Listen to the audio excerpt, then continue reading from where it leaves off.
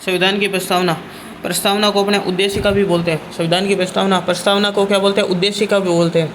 अब देखो उद्देशिका के बारे में क्या क्या ध्यान रखना है, ठीक है। पहला नंबर पॉइंट ये ध्यान रखना है, प्रस्तावना का आधार।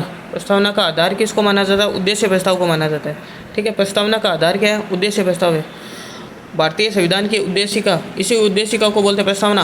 प्रस्तावना का आधार पंडित जवाहरलाल नेहरू द्वारा 13 दिसंबर 1946 को संविधान सभा में प्रस्तुत उद्देश्य प्रस्ताव है, ठीक है। प्रस्तावना का आधार यानी उद्देशिका का आधार क्या है? उद्देश्य प्रस्ताव है।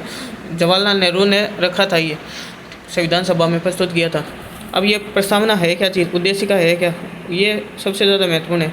उद्देशिका प्रस्तावना, इसकी लैंग्वेज ध्यान रखनी है अपन को। स्टार्ट कहाँ से होती है? हम भारत के लोग, हम भारत के लोग, भारत को, हम भारत के लोग भारत को संपूर्ण प्रभुत्व संपन्न, हम भारत के लोग भारत को संपूर्ण प्रभुत्व संपन्न, समाजवादी, पंथ निरपेक्ष, लोकतांत्रिक गणराज्य बनाने के लिए तथा इसके समस्त नागरिकों को, वापिस देखो, हम भारत के लोग भारत को संपूर्ण प्रभुत्व संपन्न, समाजवादी, पंथ निरपेक्ष, लोकतांत्रिक गणराज्य बनाने के लिए, लोकतांत्रिक गणराज्य बनाने के लिए हम भारत, ये लाइन से याद करना है। अब इसमें कन्फ्यूजन होती है इन दो शब्दों में, तो इसको याद करने का ट्रिक है एसपी। क्या ट्रिक है? एसपी।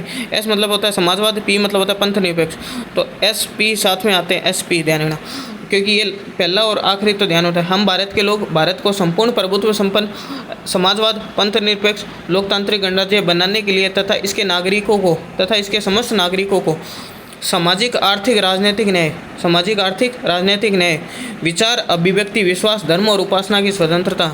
न्याय कौन कौन सा है? सामाजिक आर्थिक राजनीतिक न्याय, विचार अभिव्यक्ति विश्वास धर्म और उपासना की स्वतंत्रता। स्वतंत्रता कौन सी है? विचार अभिव्यक्ति विश्वास, विचार अभिव्यक्ति विश्वास धर्म और उपासना की स्वतंत्रता। न्याय कौन सा है? सामाजिक आर्थिक राजनीतिक न्याय, स्वतंत्रता, विचार अभिव्यक्ति विश्वास धर्म और उपासना की स्वतंत्रता।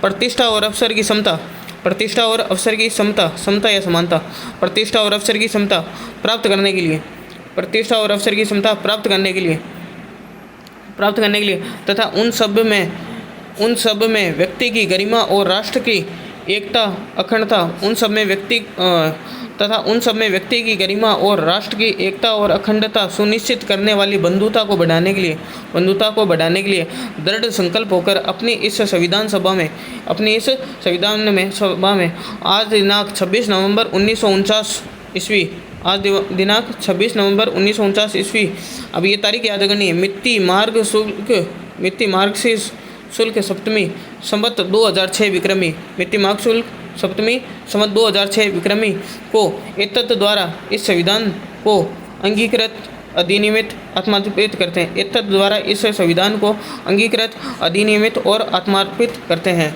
एतत् द्वारा इस संविधान को अंगीकृत अधिनियमित और आत्मार्पित करते हैं। मिति मार्ग शुल्क सप्तमी संवत 2006 विक्रमी, ये तिथि याद करनी है अपन को।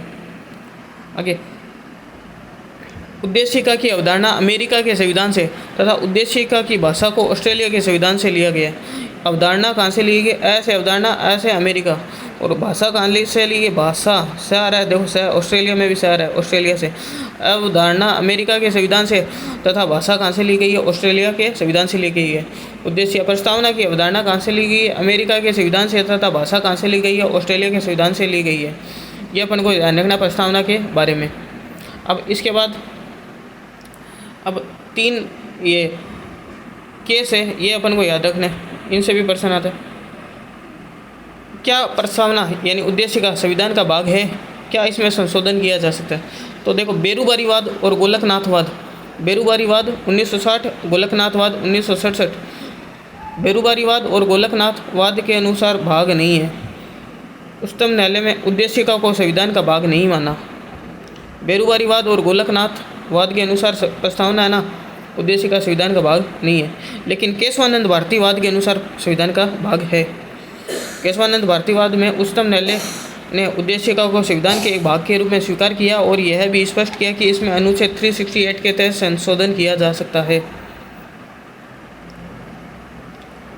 अब तक उद्देशिका में केवल एक बार, अब तक प्रस्तावना में केवल एक बार संशोधन हुआ है। 42वां संविधान संशोधन 1976, 42वां संविधान संशोधन 1976 के तहत, जिसके तहत इसमें 3 शब्द जोड़े गए हैं। कौन कौन से? पास, PAS पास।